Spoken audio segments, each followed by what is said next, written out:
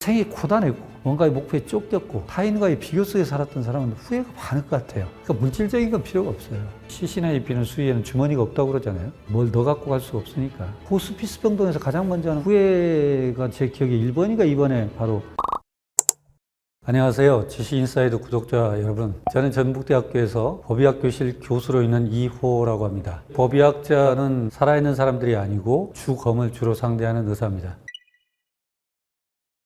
레이전트 때부터 보면 딱 올해가 30년인데 그때부터 지금까지 하면 부검 참관으로 보면 한 5천 건이 좀 넘는 것 같고 감정서를 쓴 건 한 3천 건 정도 되는 것 같아요. 아마 법의학하는 사람들 대부분 같은 생각일 텐데 어린아이의 죽음, 생이 좀 짧은 채 뭘 해보지 못한 죽음들이 좀 안타깝고 가족을 잃은 사람들이 갖는 트라우마들이 많아요. 가족이 집안 내에 사망하잖아요. 가족을 잃은 슬픔도 있지만 그 사망자를 제일 먼저 본 사람이 또 트라우마가 있어요. 또 하나는 대량 참사들. 그때 각자의 삶의 목적을 갖고 이동 중에 발생하는 것들이기 때문에 그 시신을 수습하다 보면 다양한 사연들을 듣게 되거든요. 그런 사연들을 보면서 어떻게 보면 이분들하고 지내기로 하고 기다리고 있는 살아있는 사람들한테 불상사가 발생하는 거거든요. 그런 사연까지 다 보면 참 안타깝기도 하죠. 오토바이 특히 보호장구가 별로 없기 때문에 일반 자동차 사고보다는 더 손상 정도가 심하죠. 대개 보면 차량은 탑승자가 이탈되는 경우 가끔 있지만 그렇게 많지는 않거든요. 근데 오토바이는 탑승자가 다 한참을 떨어진 상태에 발견되기 때문에 충격보다도 전도 손상이 많아요. 추락하는 것처럼. 도로에서 이탈돼서 막 다른 곳, 농로나 하수구나 이런 쪽 가서 찾아지는 경우도 있고 또 하나는 오토바이는 동승자가 있잖아요. 그러면 누가 운전했는가가 이제 책임 소재가 있거든요. 오토바이는 누가 운전했는지는 과학적으로 증명이 좀 어려워요. 둘 다 이탈했기 때문에. 그런 게 이제 책임 소재를 따를 때 나중에 사후에 복잡해진 거죠, 실은.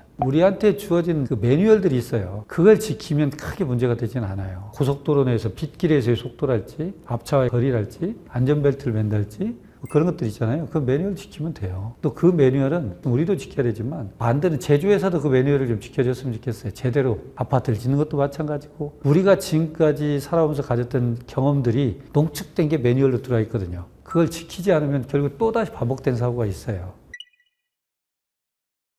우리는 한 순간, 한 찰나만 살거든요. 모든 순간은 딱 한 번만이 주어지는 찰나예요. 다시 갈 수는 없거든요. 그러니까 결국 우리는 모래시계에서 흘러내리는 속도나 흘러내리는 사실은 알지만 내 모래시계 윗부분은 몰라요. 얼마나 남아있는지. 언제 갈지 모르기 때문에 그런 걸 미리 생각한다면 흘러내린 모래시계의 그 속도나 그거에 대해서 의미를 둘 수 있죠. 근데 우리는 참 착각들을 하는 게 있어요. 죽음에 대해서 생각한다지만 그 죽음이 나의 죽음이거든요. 근데 나의 죽음은 언어가 성립되지 않아요. 내가 있으면 죽음이 없고 죽음이 있으면 내가 없는 거거든요. 우린 죽음에 대한 공포와 두려움을 느끼는 것일 뿐이에요.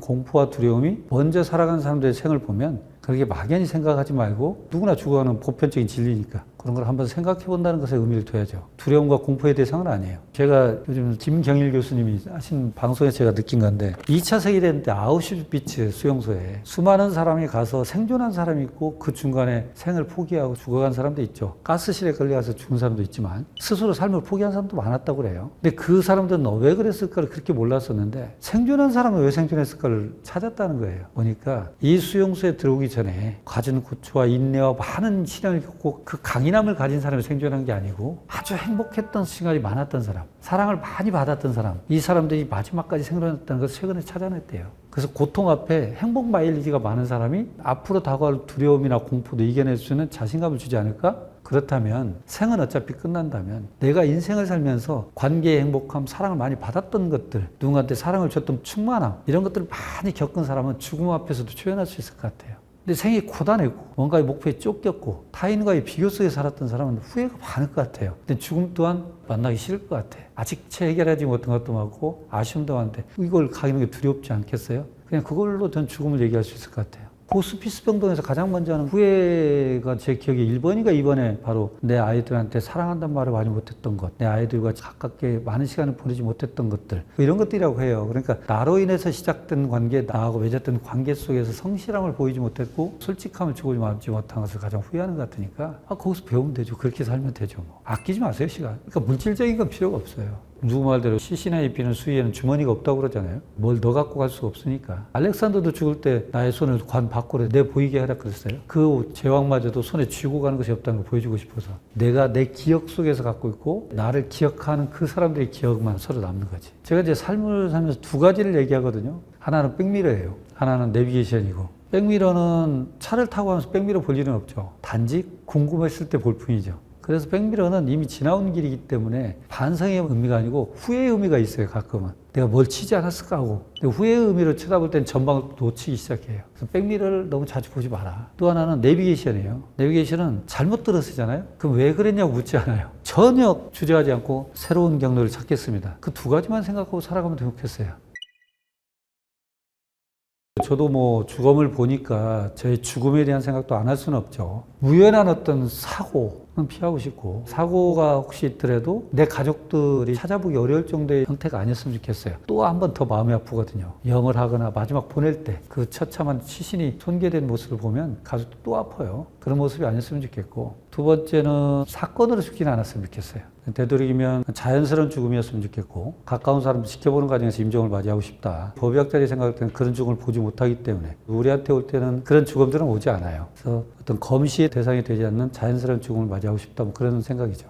죽기 전에 의심스러운 일들을 안 하고 살고 있어야겠다. 그래서 나의 죽음이 검시를 하고 뭔가 의심을 밝혀야 되고, 뭐 이런 것들은 대상이 안 됐으면 좋겠다는 거예요. 나의 행적과 행동과 말과 모든 것이 누가 의심할 필요가 없는 삶을 살았으면 좋겠다. 그러니까 행적도 묘연하고 갑자기 왜 그 사람이 거기서 발견됐지? 또 이 사람이 말했던 것과 다른 건데? 이런 것들이 있어요. 저희는 적지 않게 보는 거죠. 맨날 만나는 게 이제 그런 부검들이 많으니까. 이런 식으로 내 생이 마무리됐으면 좋겠다는 소박한 꿈은 하나 있어요. 저는 이제 어차피 법의학자니까 교수고, 교수 정년이 있어요. 정년 되면 작은 숲속 도서관이라는 게 있어요. 요즘 우리 전주 지역에는 시민들이 접근할 수 있는 작은 산들, 컨테이너 박스를 만들어서 도서관이 만들어져 있어요. 그럼 그건 1년에 운영비를 얼마 받아서 운영을 해요. 그런 도서관을 하나 받아서 청소년들하고 대화하는 그런 어떤 공간을 운영하면서 살고 싶고, 그러면서 이제 사회 공익적 일로는 사망진단서가 필요한 분들이 있어요. 돌아가셨음에도 불구하고 병원에서 돌아가시 못하셔서, 그런 분들의 사망진단서 이런 걸 발부하고, 시체검안서 발부하고, 죽음에 있어서 검시가 필요하냐 안 하냐 이런 걸 알려주는 수사의 초기 단계, 또 그런 일도 하면서 조용히 그렇게 촛불이 다 태우고 그냥 조용히 촛불이 사라지듯이 갔으면 좋겠어요. 바람 불어서 중간에 꺼지지 않고.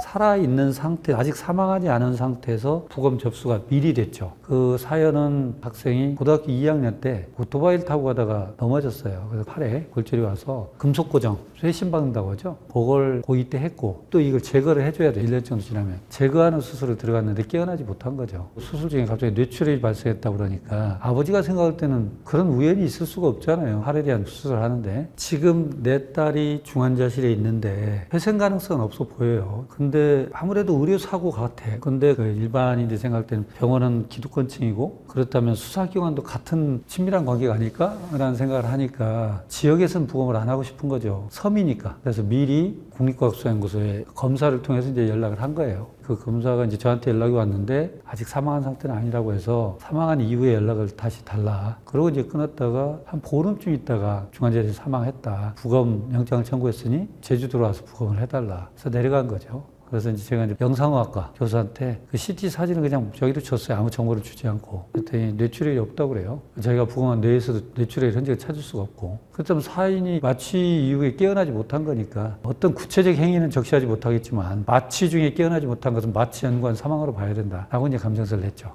그래서 이제 마취과 의사는 의무상 과실치사를 벌금을 내고, 소송도 이제 다 아버지가 이기게 됐죠. 그때가 2003년인가 막 그러거든요. 20년이 지났으니까 그 친구가 살아있으면 40살 가까이 됐죠. 아직도 19살로 저는 기억하는 거고, 아빠도 19살이 멈춰있고, 그런 사연이죠. 안락사와 존엄사는 좀 달라요. 안락사는 이미 자기의 의사를 표현할 수 없는 사람들이 가족에 의해서 연명을 중단하는 것도 안락사에 들어있어요. 근데 존엄사는 내가 생전에 나의 뜻을 밝힌 것이 존엄사예요. 내가 선택하는 것이지. 그러니까 결국은 안락사 부분보다는 존엄사 부분을 좀 생각해 봐야 되지 않을까. 그러니까 생전에 내가 불필요한 영명수단으로 내 생을 연장시키지 말아달라라고 표현한 거라면 받아들여야 되지 않을까. 저는 가끔 존엄사나 안락사를 보면서 그 사람의 의지를 어디까지 받아들여야 될까를 생각해 보거든요. 암이나 여러 가지로 봐서 본인이 나의 생이 이렇게 끝났으면 좋겠다라고 본인의 의지가 있다면 저는 그건 좀 받아들일 수 있지 않을까 그런 생각을 합니다. 이 책은 죽은 사람들한테 드리는 게 아니고 그걸 통해서 산 사람들한테 하고 싶은 얘기가 많아요. 우리들이 한 죽음으로부터 배워야 될 교훈도 많고, 플루타크 여행전에 썼던 플루타크가 다른 도시를 여행하고 있었나 봐요. 그때 한참 뒤에서 자기 정말 예뻤던 딸이 죽었다는 편지를 받게 돼요. 그러니까 그 자리에서 부인한테 편지를 써요. 이 편지를 받을 때는 이미 그 애를 장례 치르고 한참이 지났을 거라고 생각이 됩니다. 우리는 이 딸에 대해서 너무나 소중하게 생각했고 이뻐했고, 그렇지만 어떤 사람들이 재밌는 거 웃은 걸 보고 크게 웃는 걸 우리는 경박스럽다고 하지 않습니까? 그것처럼 어떤 슬픔을 좀 과하게 슬퍼하면 주변 사람들은 이 슬픔의 원인을 제공했던 것이 처음부터 없었던 것이 낫지 않을까? 옆에 생각할 거라는 거예요. 얘가 처음부터 태어나지 말았어야 되지 않나? 라고 하지 않겠습니까? 그러나 이 애는 살아있는 동안 우리한테 얼마나 많은 기쁨을 주었던 존재입니까? 이것이 퇴색되지 않은 만큼만 당신이 절제 있는 슬픔을 갖기 바랍니다. 라고 편지를 써요. 그걸 보면서 저도 가족들한테 그런 표현을 해요. 감히, 저는 경험이 없지만 다시 오지 않는 그 순간들, 보석 같은 시간들이 퇴색하지 않을 만큼만 슬퍼하시기 바랍니다. 라고. 그런 전반적인 것들이 제가 책에서 하고 싶었던 거예요.